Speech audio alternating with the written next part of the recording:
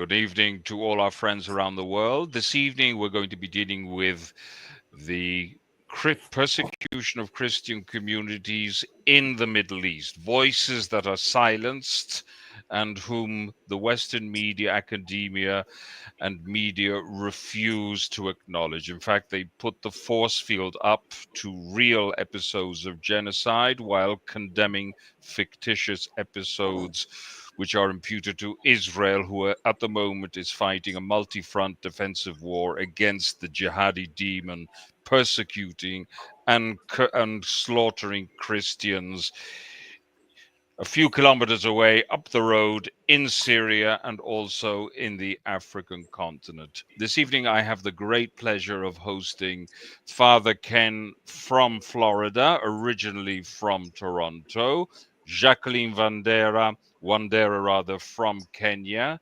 David Turner, representative of Church in Chains, and hopefully soon we shall be joined by Pastor Killion from Malawi, and also Shadi Khalloul Risho of the Christian Aramean community here in the land of Israel.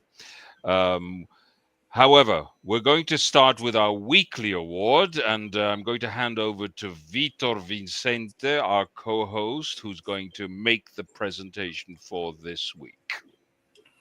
Folks, I'm very thrilled to announce the recipients of the Golden Sausage for this week.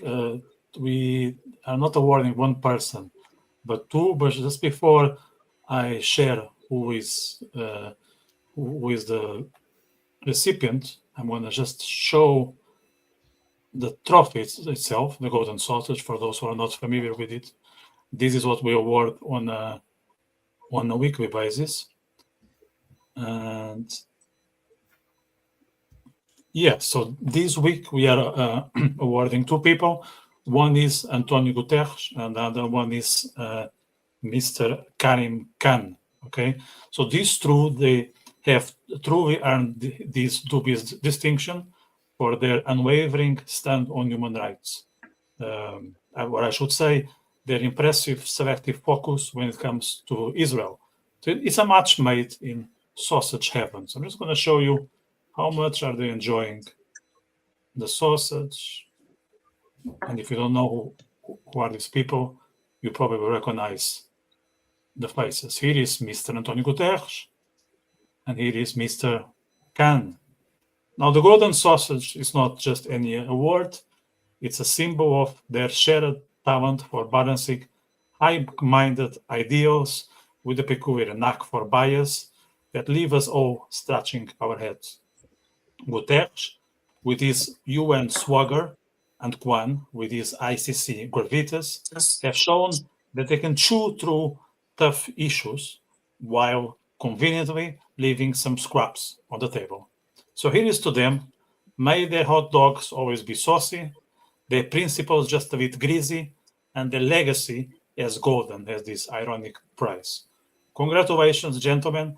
Enjoy splitting that sausage.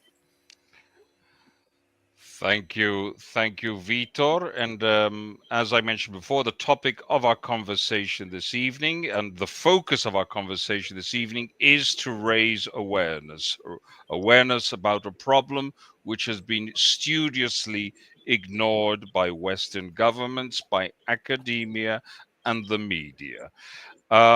Let's start with David Turner, who's a representative of Church in Chains in Ireland.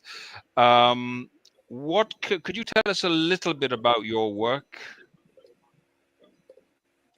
Yes, indeed. Thank you, Marco and Vitor, for having me on your show.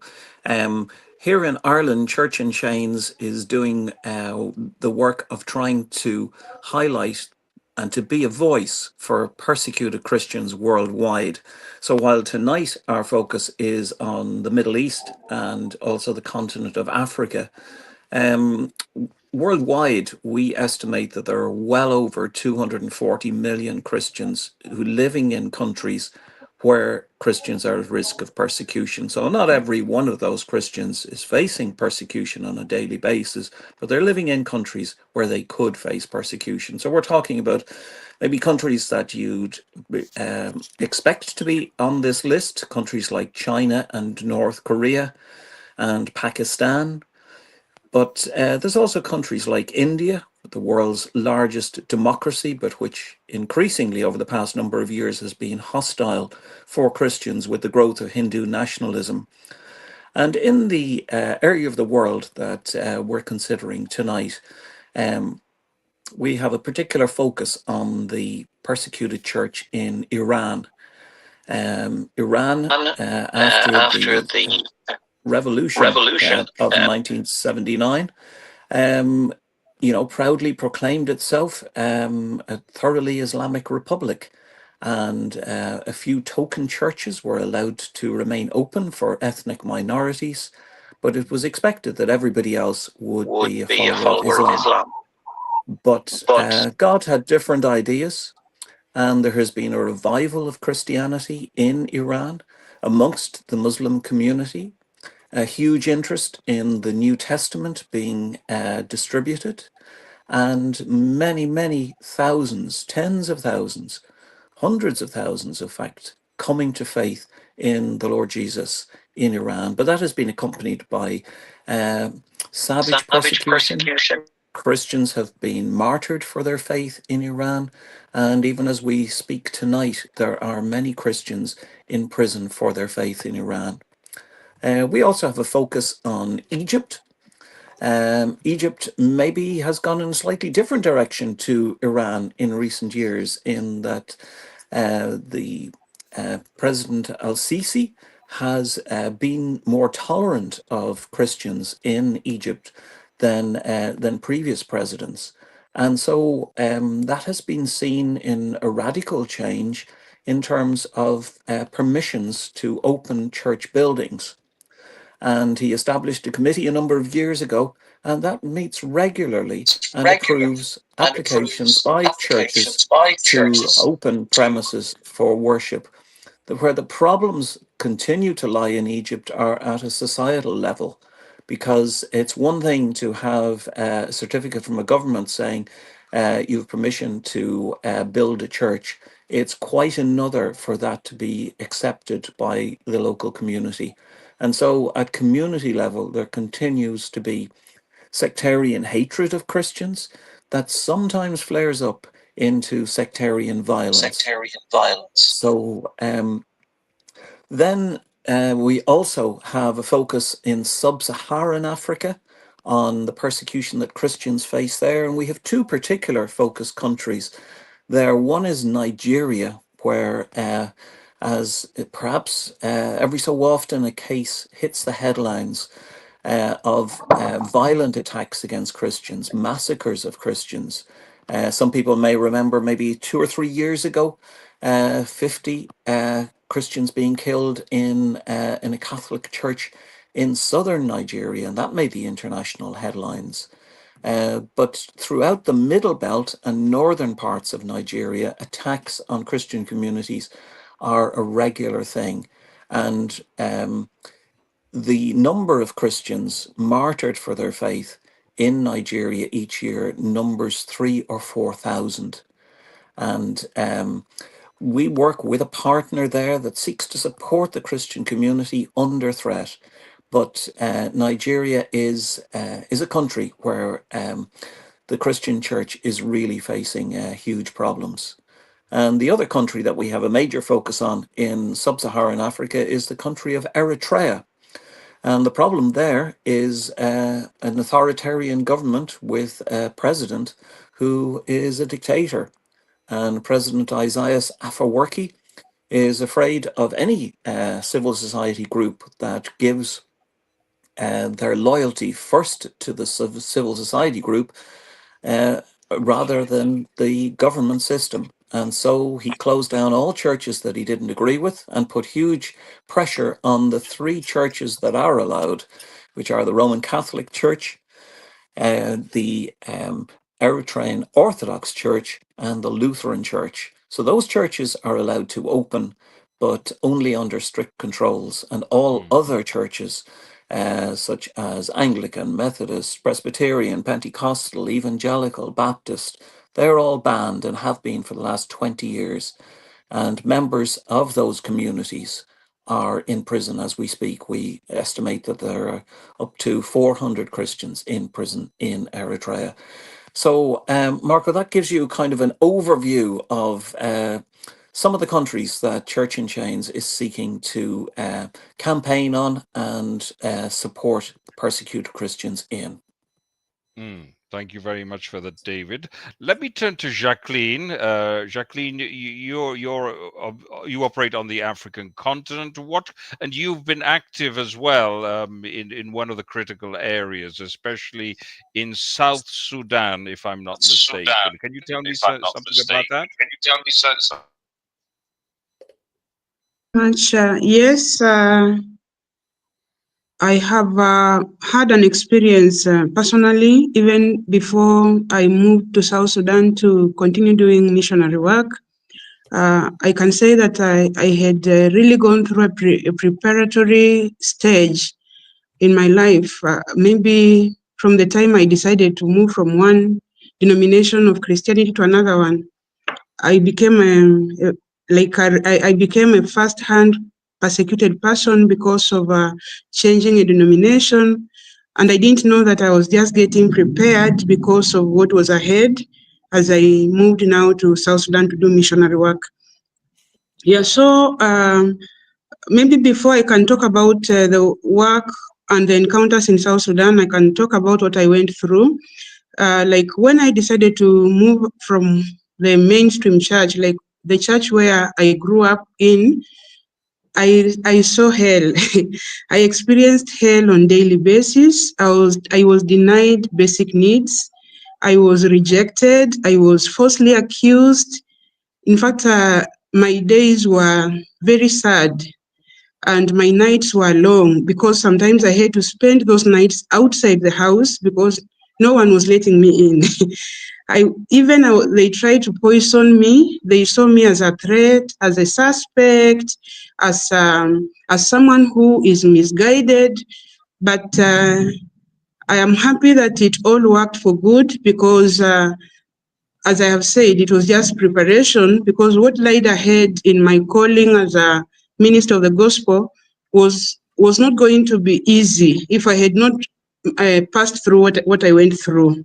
So in South Sudan, I have seen that persecution for Christians is something that is underreported. People talk about human rights and people make stories, but nobody really wants to talk about the realities that people are facing because of their religion, because they are Christians, or because they associate themselves with Israelites. Because you see, like in South Sudan, we have bodies of organizations that try to create awareness. Like I remember I was actively participating in an organization that was called C4I, Christians for Israelites. And every Thursday we would meet and just pray specifically for the peace of Jerusalem.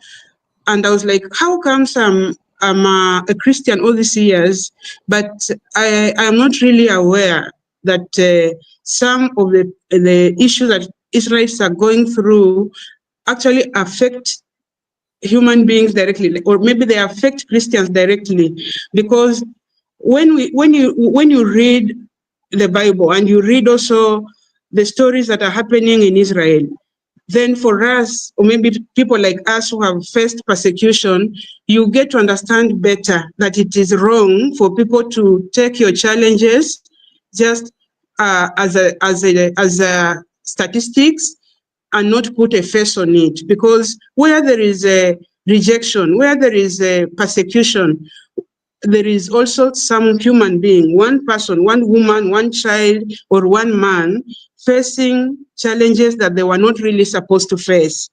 And I went to South Sudan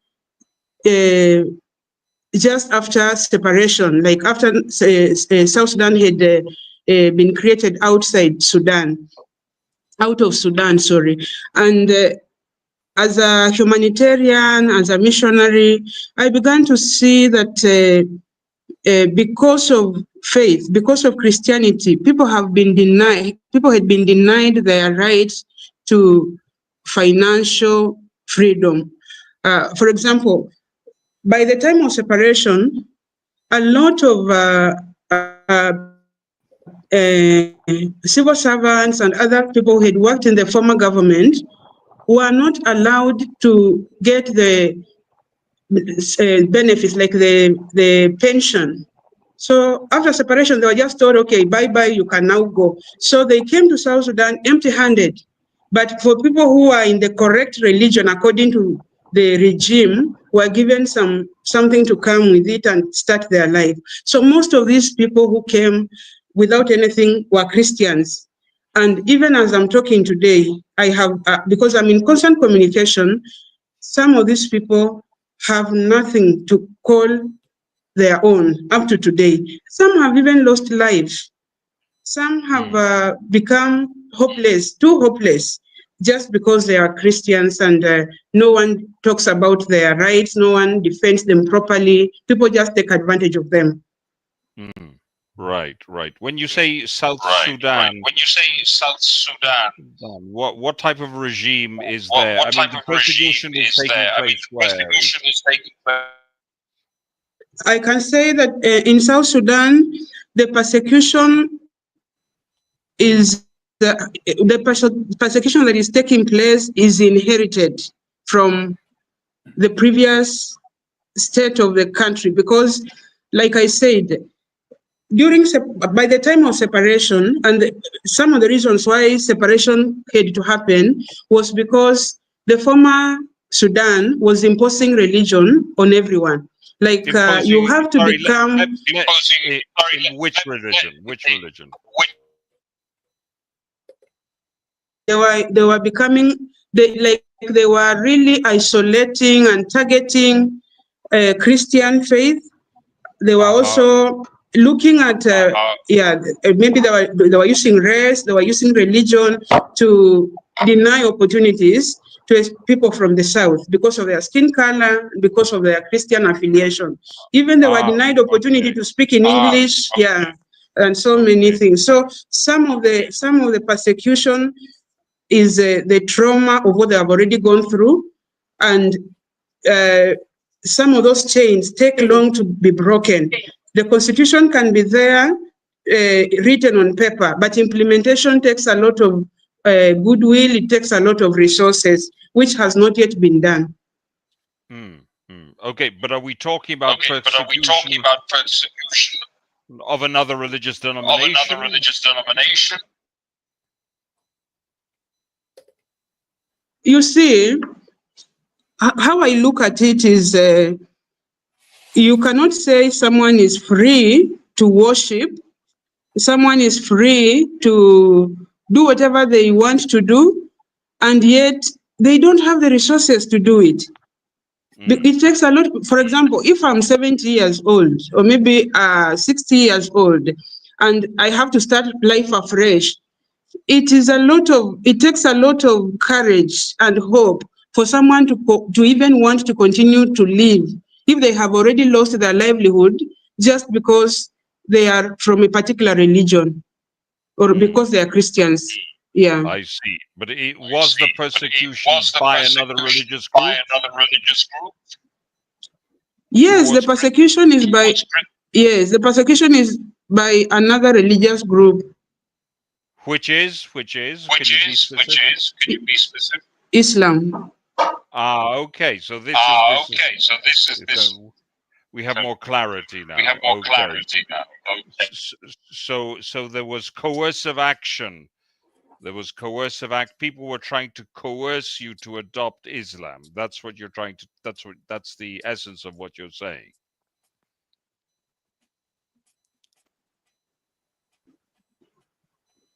Jackline? Yes. Okay. Okay. So the separation between North and South Sudan was due to the religious coercion that was taking place. There was also a lot of abuse. For example, even within because I worked with a lot of people who had returned to the south, and what the stories that I used to get from them is that as much as they tried to comply and become Muslims, they still did not get the full privileges. For example, if you are in medical profession, you find yourself assigned to take care of maybe sicknesses that have been that have a lot of stigma with them. For example, it is you to take care of HIV patients, and you're not given enough resources. Like you are exposed to a lot of danger just because you want to fit in. And also, those who used to be actively religious, like they want to lead in the Islam or maybe in the mosques, they are not really considered as leaders, because in the end of the day, for example, if a black person leads the prayers, now an Arab must come to repeat or maybe redo, because I think according to them, maybe God will not hear someone black talking to him. I see. So what you're saying that the religious aspect was compounded also by a racial prejudice. Racial prejudice. Yeah. I see. That is a theme that I hear. A recurrent theme that I hear. I hear that happening also among the local Arab population here in the land of Israel, because people of black or of African origin suffered discrimination as well. They're considered second-class Muslims as well, also because they're of African origin. That's something I hear as well. So what you say does resonate with me. We're having some connection issues. The other participants haven't been able to join us because of connection issues. I had been hoping to hear Pastor Killion, but he hasn't been able to connect in a sufficiently good way. Here he is again. Pastor Killion, can you hear me? Pastor Killion, can you hear me? No. He doesn't hear me. Okay, so we'll have to put Pastor Killion to one side for the moment. Father Ken, what can you tell me about what you've heard just so far? Have you been hearing? Obviously, some of the things you must be familiar with. Some of the episodes that Jackline has been describing. Surprisingly, very little, but not surprisingly, very little. During my time in seminary, I spent some time in Ethiopia doing some work with a local mission there, with the Anglican Church in Ethiopia. And so the stories that you're saying back in 2015 were being told as well by many of the priests and training clergy at that site, of having to go and work caravans and being caught out and being the obvious only Christian in the group, and the danger of that. So I'm not surprised by the stories, but I am surprised by the virtual silence that we have in the West. And I mean, and that's true of many things that happen in continental Africa and outside of Europe even. But even in Europe now, we don't hear to the same extent of many of the things that we later learn about. Indeed. Ironically, we're more connected than we ever have been before, but then that connectivity is deep, but not wide in breadth. So we get very narrowly focused media attention on something for about 15 minutes, and then we move on to something else. And I mean, we can go into on many of those aspects of what's happening in the West that I think contributes to that as well. Yes, I think you raise a very valid point, because we have been seeing rumblings, especially in Europe, of what has been happening in Africa for a long time with the attacks on Christian communities, churches, and parish priests, which to which the media, the governments, and academia have put the force field up. So yes, that you raise a very interesting point. Pastor Killion, can you hear me? Yeah, no. That was a brief intervention by Pastor Killion there. We're having some technical issues, folks. Looks as if we may not have too much of a contribution from Pastor Killion. David, what do you make of what you've just heard from Jackline? Yes, indeed. I was very interested to hear about Jackline's experience, both in her own community when she decided to move church affiliation and the rejection that she faced. Um, and sometimes we hear stories like that coming from quite a number of countries. Sometimes it's leaving one church for another. Oftentimes, across the Muslim world, it's the decision to leave Islam and become a Christian. And a lot depends on the depth of your family's Islamic faith. In some situations, it can be that it is thought that it is the responsibility of the family to force you to return to Islam. So very often persecution begins within the family. But then it can move out, and it was interesting just to hear Jacqueline talk about the experience in South Sudan and the experience of persecution at the hands of the Sudanese government, which played a big role in the secession of South Sudan. Now, it is a complicated picture in South Sudan, but there is no doubt that the strict Islamic pressures exerted by the Sudanese government over many years did play a huge part in the secession of South Sudan. And indeed, I recall in Sudan itself, us following very clearly the case of Maryam Ibrahim. And Maryam Ibrahim was somebody who converted from Islam to Christianity, and she was arrested. She was put in prison. She was pregnant. She gave birth in prison while under sentence of death for apostasy. What an amazing circumstance, and what an amazing testimony that woman has. Eventually, after advocacy and prayer from many, many Christian groups worldwide, she was released. She was able to leave Sudan, and now she lives in the USA. And I don't know if Father Ken has heard her story, but she regularly speaks at persecution focus events in the United States. But maybe the fact that Father Ken hasn't heard of her does highlight the point that has been made, that these cases maybe do not receive wide coverage. And I think, Marco, you referred to a force field going up, and sometimes it can seem a little bit like that. Other times, you just have to recognize that there's an awful lot going on in so many areas. Lots of people's rights are being abused. But it does sometimes seem as if the persecution of Christians is one that is regularly ignored by mainstream media here in the West. Yes, and especially minority, we're seeing things play out, especially now in the Middle East, with the Christian minorities in Syria. Let's see, do we have Shadi Khalloul on the line?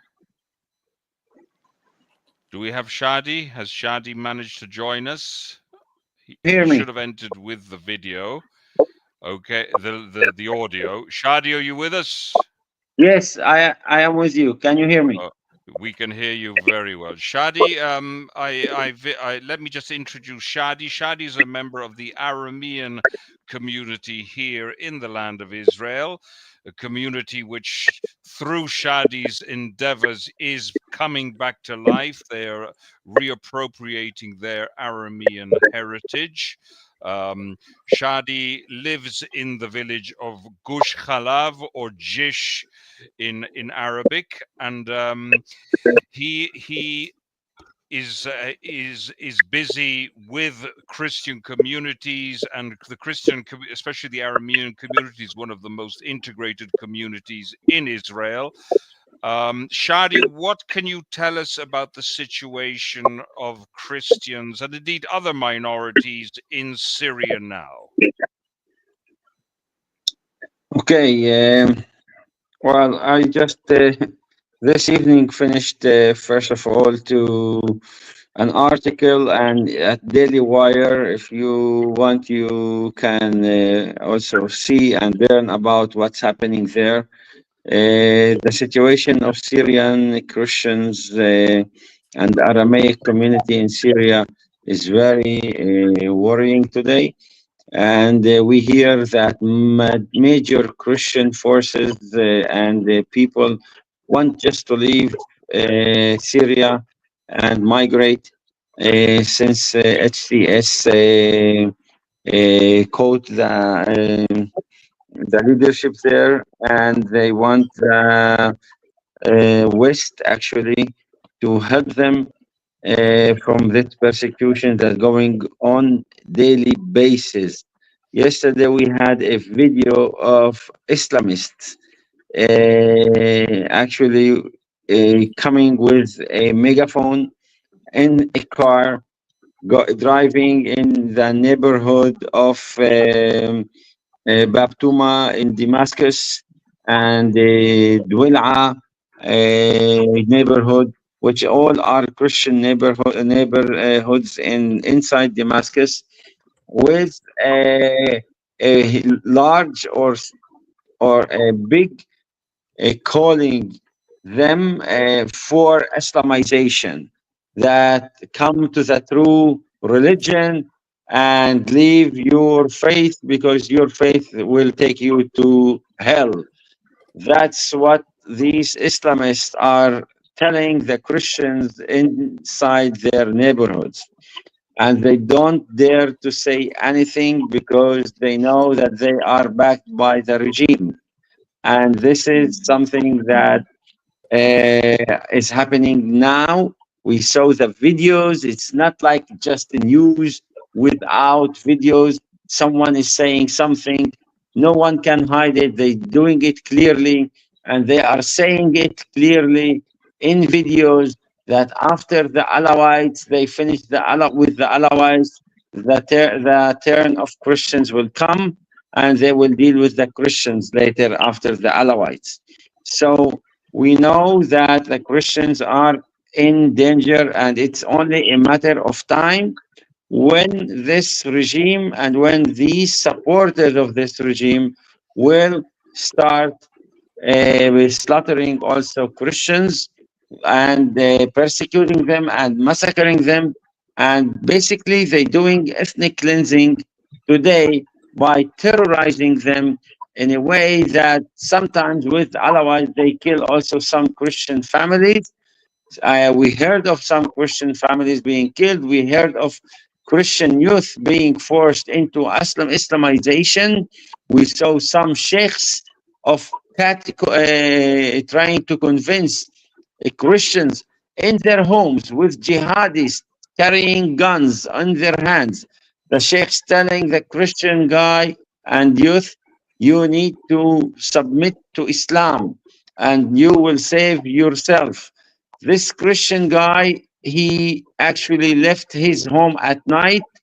Actually, he ran away from home and he never returned back to his home. This is one incident. Another incident, a guy that was, they came to his house. Also, those same terrorist Islamists, they tried to force him into Islam, and he refused, and he told them with one sentence, I prefer to die with Jesus, our Lord Savior Jesus, than submitting to Islam. And they killed him immediately. So that's what's happening for Christians in Syria today. That's the situation. People are afraid to speak. People are afraid to act. And we made a demonstration this last Saturday for them to raise their voices, to raise their conditions, their bad conditions, and asking and demanding from Western powers, from USA, from France, from Europe, from Israel, and from anyone who can protect them to do so. And there's many ways to do it, either through politics and diplomatic relations of Western powers forcing forcing this regime sponsors, which are the Turks, Ottoman Turks, actually, again, sponsoring this Islamist regime to maybe try to lessen this persecution or try to protect them by forcing or threatening the Ottomans or the Turks, you call them today, to give orders to their regime in Damascus, HTS, that they are the backup for them to stop harassing Christians and ethnic cleansing them, and that maybe this would work. Because if we are late, I don't think that Christians in Syria will stay. And the same process that happened in Iraq with the Iraqi Christians, from 1.5 million Iraqi Christians, we have left today 150,000 Iraqi Christians. And the next one would be Syrian Christians with 2 million population. I don't think we will have more than maybe 200 to 300,000 will stay in Syria. So this emptying Christianity from Middle East, from the Holy Land, this is the Holy Land. It's called Lebanon, Syria, Israel, and Jordan. That's all a Holy Land. The emptying this Christianity from there will bring only radical groups to rise, will have no more moderate people in this region. Churches will be empty, schools will not function, and those schools, the Christian schools that bring moderate leadership, will not exist anymore, and we will have only Islamist ideology and regimes and schools that people will be actually living in hell here, and peace for sure will not come out of it, neither for Israel, neither for Western world, neither for us as Christians in this land, and neither even for the Muslim people themselves. Yes, for the moderate Muslim people who would like to live a normal, decent life, their lives are also being ruined as well. Father Ken and David Turner and Jackline, have you any questions you'd like to ask Shadi? Shadi, have you a feeling that things are very much in the balance at the moment? That the violence that we saw against the Alawites was not officially approved from the top of the regime? Well, the regime, I tell you that I followed up this case of the Alawites, and it's a true case. It happened. Massacres happened in huge numbers, and the regime called for these massacres. Actually, the orders came from the Ministry of Defense itself of the Syrian regime, of the HTS. We saw the forces coming from the north, from Idlib, and another forces came from Turkey, entered through Idlib region, which is north of the Alawite region. They entered from there to the coast of the Mediterranean, where the Alawite people live, and with Christians also in this area living among them and in some other villages around them. And they massacred them by the orders of the HTS regime. So, I mean, they didn't hide that. I mean, you can see the orders and the announcement of the regime itself, talking about sending forces to this area and fight they call them actually the remnants of the Assad regime. But with the remnants of Assad, the children and women and the elderly people are not remnants of Assad regime. If you were fighting only Assad regime people, you would kill maybe youth who are fighting in a uniform or with guns near to them. But they didn't do that. They went to homes, they dragged people out of the homes, and they killed them. And even those who were caught into their hands, they let them walk in four, means like dogs. And they request them to bark like dogs. And once they reach them, the line that they are standing, they just put the bullet in their head and kill them.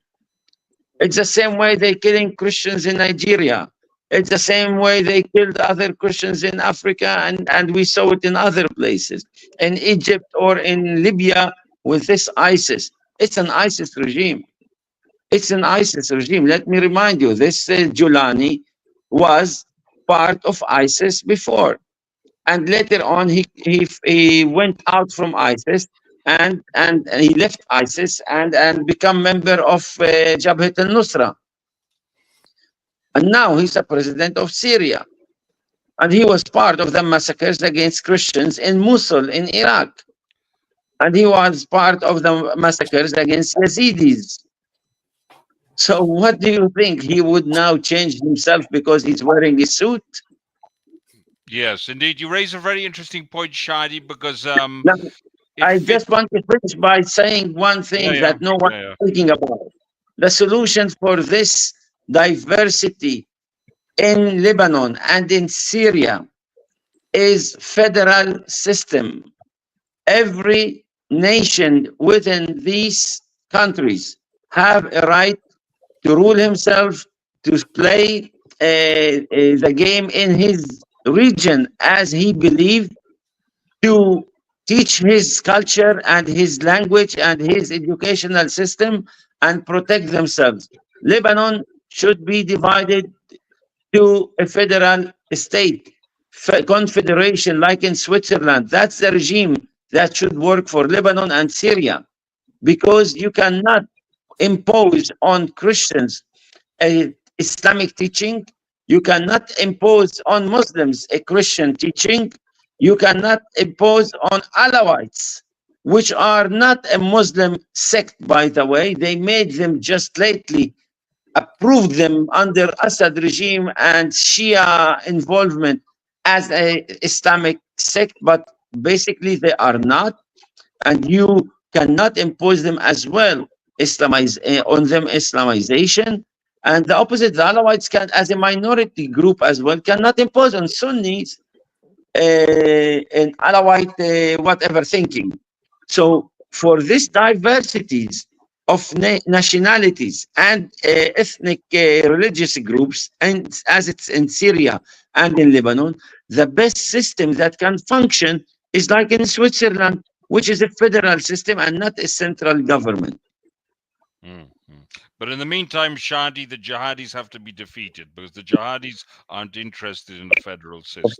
Of course. They are interested in empowering themselves and make an Islamic terrorist state. And the next step would be Israel and Western powers, because they will start exporting those terrorists to the West with orders and clear orders to the ones who are already live in Europe and in the United States to start doing terror attacks and complete their actually waves of immigration to the West with taking over in Europe and in United States and make a big mess of those countries.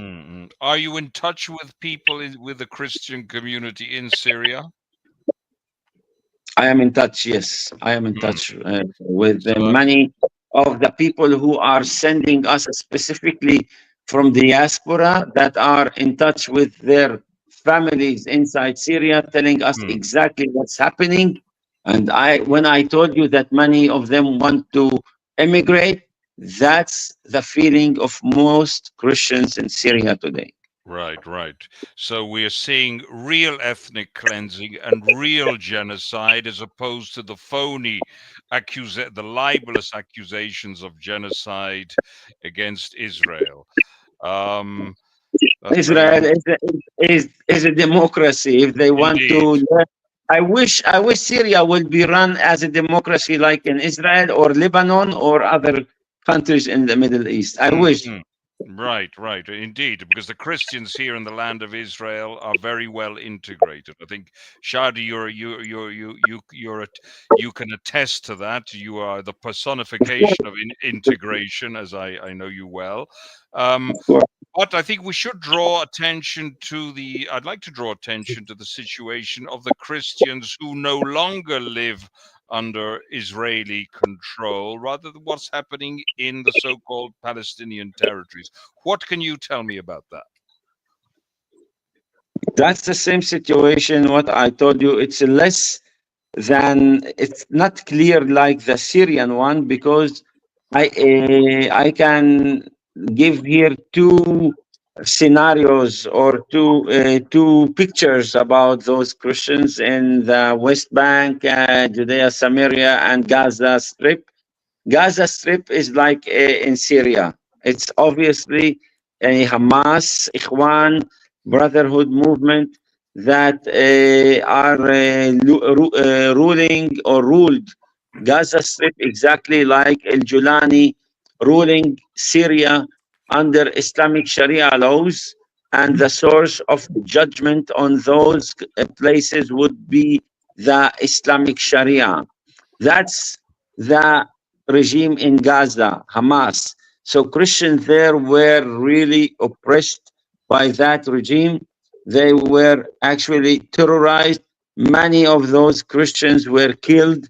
Their libraries, books, just for selling books that enlightened people, they burned their libraries after threatening the man who didn't submit to their orders, and they killed him. They killed him. And Yeah. that's Gaza. They only that's why their numbers diminished to be only 600 people before even the October 7 war. 600 people in Gaza, only under Hamas. So in the West Bank, in Bethlehem, and in Judea and Samaria, Ramallah, to remind you, was a majority of Christians. Indeed, Ramallah indeed. and Bethlehem were both of them majority of Christian inhabitants. Today are Muslim inhabitants, and the more and more people leaving those areas from Christianity, Christian believers, because they cannot afford living in a culture of terror and a culture of violence as it is in the Muslim world. Sorry, this is the truth. Yes, and we yes. can see it's coming to Israel too. Many Christians leaving Nazareth. Where they are leaving Nazareth? To a Jewish majority towns. Why they are leaving Nazareth to majority Jewish towns? Because in a Jewish towns, they can enjoy freedom. Indeed. They can enjoy a freedom of worship, freedom of movement. Their women can go out without any harassment. So they don't fear for their children that they will be killed by a Muslim gangs inside this culture. Yes. So many of them go to Haifa, go to Upper Nazareth, go to Ma'alot, or to other places, and that's where how Christian where Christian towns like holy Christian sites, and like Nazareth, like Bethlehem, even East Jerusalem, under the Muslim like majority who live inside Eastern Jerusalem, they don't, for example, allow Christians to behave as they wish. They don't want to see a Christians side with Israel or be well integrated within Israel, because this is against their cause of fighting the Jews, and they want only to show that the Jews are bad, not only for Muslims, but also for Christians. And that's why they oppress or force the Christians to speak against the Jews. And that's what we hear in the Western world, because they want to make the Jews look bad. And I see it in every, I can give many examples on that. I can give many examples when we called, for example, for a Christian integration within the state of Israel and include serving in the IDF to encourage them to be part of the system, like the Druze, for example, in Israel. And this way we can get better chances even of supporting and helping other Christians around us in other places, because Israel would consider what we have to say much better, like the Druze, for example, are protecting the Druze in Syria today. We could protect, if we were involved like the Druze in the system of Syrian Christians and Lebanese Christians, for example.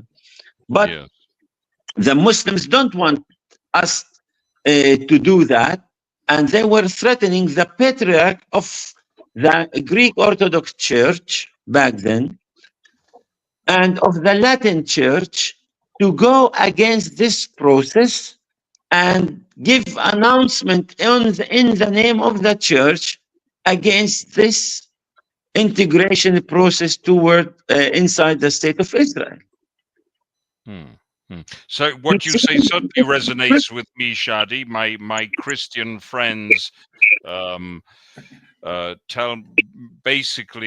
confirm what you say. I think it's very important to remind our viewers that before the Oslo Accords, there was a Christian majority in Bethlehem, which is just up the road from me, by the way. The Christian population was 80% in Bethlehem. It's now 20%.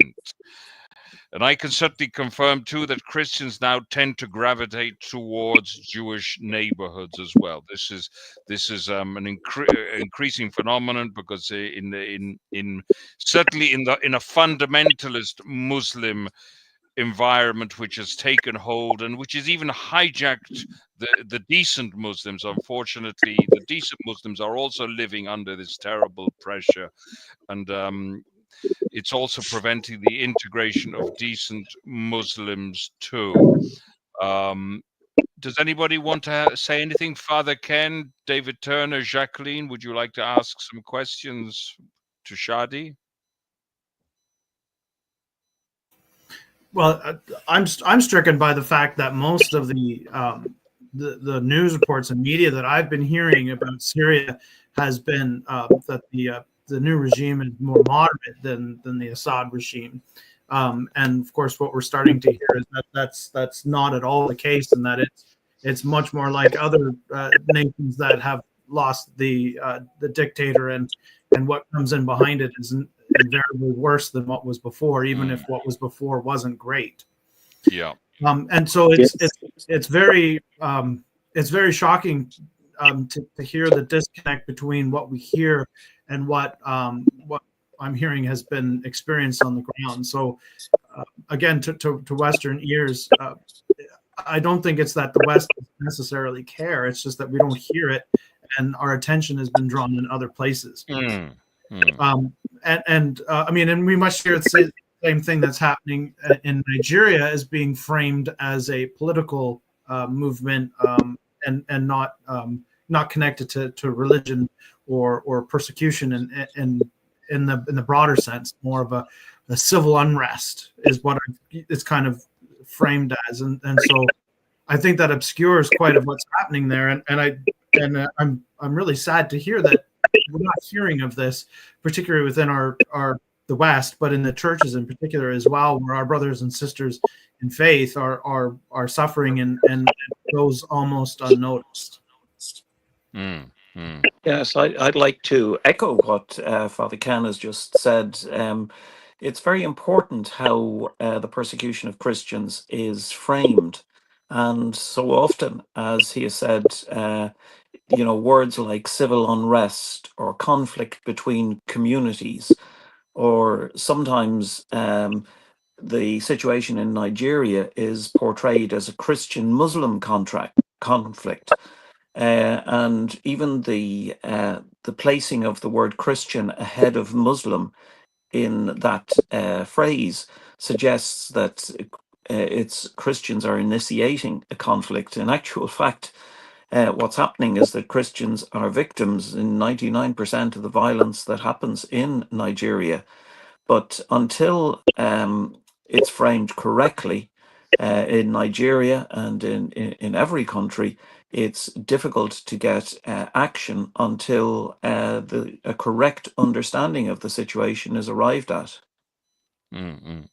Yes, what you say certainly resonates with me, because certainly as a Jew, we see how the conflicts are deliberately, willfully, and knowingly misrepresented by the media, by foreign by foreign governments. So that certainly makes sense. Yeah, I had an experience probably about 6 or 7 years ago. It was just before COVID happened. In the late 90s, early 2000s, we started to see around the Toronto area a real uptick in the presence of Coptic churches starting to pop up in strip plazas and old car dealerships, and then eventually building their own churches. And this very, very large Coptic church was built down the road, and everybody thought it was a mosque at first, and until it was pointed out that there were crosses all along the side of the building, and this was in fact Coptic. And people were absolutely shocked to hear that the reason that all of a sudden there was Coptics coming, because they thought it was great sign of integration and of diversity. But what nobody seemed to realize was that the reason that there was this huge uptick, as great as it was to see new churches being built, but the reason was they're fleeing Egypt in droves, and where there was really very little in the areas where I grew up of a presence of a Coptic church, all of a sudden there were 3, which in the context of the West, where churches are closing and many of the mainline denominations are in full-on collapse. When we start seeing large churches being built, it should be something for celebration. But most Canadians, at least on the ground, had no idea what was happening.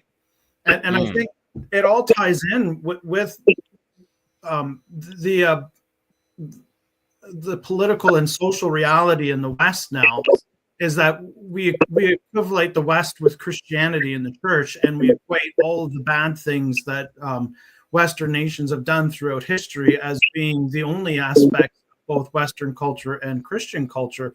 And so, as David was saying, the assumption is that if it's colonialist, it must be the church, which ignores large swaths of history and the church of all of North Africa was at one point Christian. And some of the greatest saints of the church in the history come from North Africa. St. Augustine, not the least of them.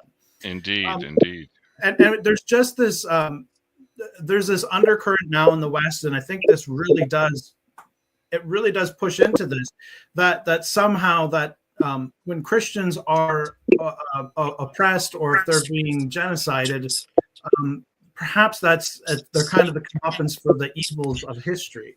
Yeah. There's a willful ignorance of history.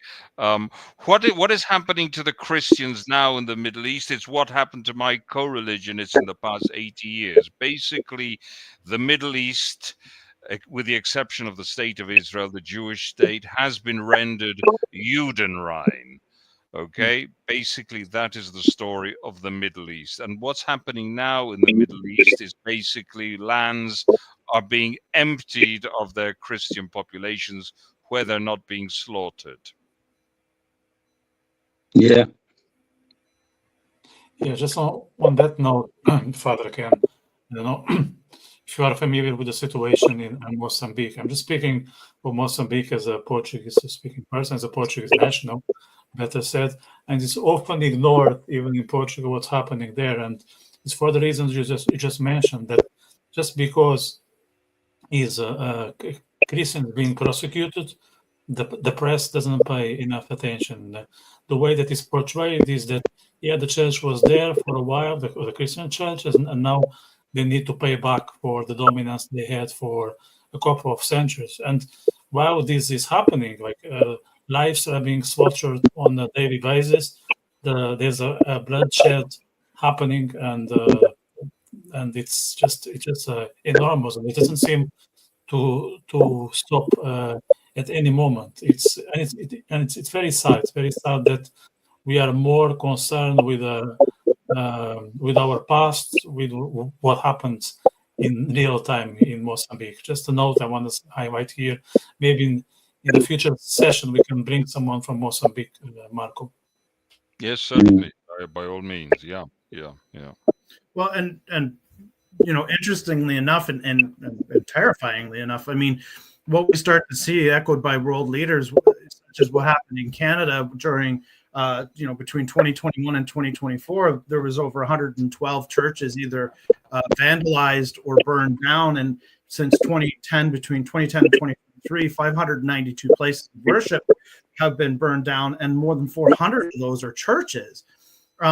And yet, when the Canadian government, when the Prime Minister of Canada at the time, Justin Trudeau, was speaking of this rash of church burnings across the country, he said that it was unacceptable, but it was understandable, that the anger was understandable, and that was reaffirmed by other members of the Canadian government, and it does seem to echo, or at least give credence to the cultural understanding that somehow it's bad to do bad things to Christians, but we kind of understand why we're doing it.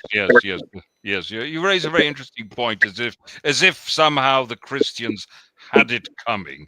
This Right. is Of course, they studiously ignore that where the Muslims now dominate all of North Africa and Turkey were Christian lands that were subjected to jihad and ultimately forced conversion to Islam. That is a historical fact. Now, when they say that people weren't forced to convert to Islam, of course, there's the usual sleight of hand involved here. Of course, they create conditions whereby it remains very inconvenient for you to have another religion aside from Islam. That's the general mechanism. They will say you're not forced to convert to Islam, but on the other hand, should you not convert to Islam, your life will become rather unpleasant. Yeah, and as you're speaking, I can't help but think that from the church context, as a priest and a pastor, one of the parts of the conversation around many of the social issues that we hear around the world, but particularly here in the West, where I'm more deeply a part of, is that we hear a lot of stories of wanting to tell of the sins of the church, but we don't have a conversation around reconciliation and how do we reconcile one another to each other. And so if we stay in this place that we have to continually be punished for what has happened, and I'm not making excuses for what has happened. What has happened in the past, the church has some blood on its hands, of quite a great deal. But when we demonize somebody, when we only see the evils that they've done, and we do not speak of the good, and we do not speak of the willingness to move forward, it creates that indifference. And I think largely that, and the increasing secularism of the West, it just means that I think too many people just have this disinterested veil. It kind of reminds me of St. Peter, and he speaks, now we see dimly as if through a veil. And I think that's very much the way that the West looks at it. And I think the church needs to repent of that. We're spending so much time on trade wars in the United States and Canada, and yet people are dying. And so maybe a little less on vanity projects and a little more on reality checks around the world. and not being afraid to call evil out where it is. Even though we realize at the same time that in some cases, the culture and the church that we are in have also fallen short in those ways as well. But otherwise, we're just doomed to keep going. I'm thinking of Jackline and what she's going through there. I mean, we should be hearing about this. There should be care about this. We should be having meetings about this and not water bottles and these sorts of things, because their lives matter. Indeed, absolutely. Yes. David?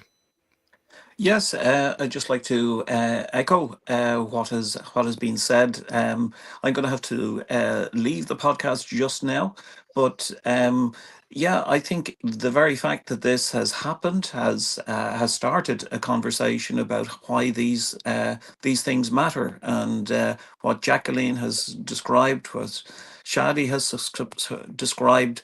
What I've reported from the countries that we have partners in, it's all reality, and it's all something that needs to be highlighted. I think earlier in the podcast, somebody mentioned it needs to begin within the church itself, and there needs to be a greater focus on our brothers and sisters who face persecution, and let's hope and pray that that will be the case.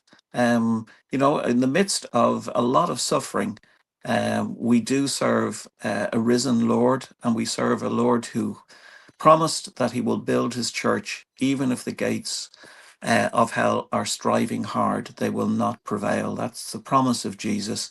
And there are so many brave Christians in the persecuted church who are trusting and holding on to Jesus. And it's part of our role, those of us who live in countries where there is freedom, to encourage the church in the West to support them.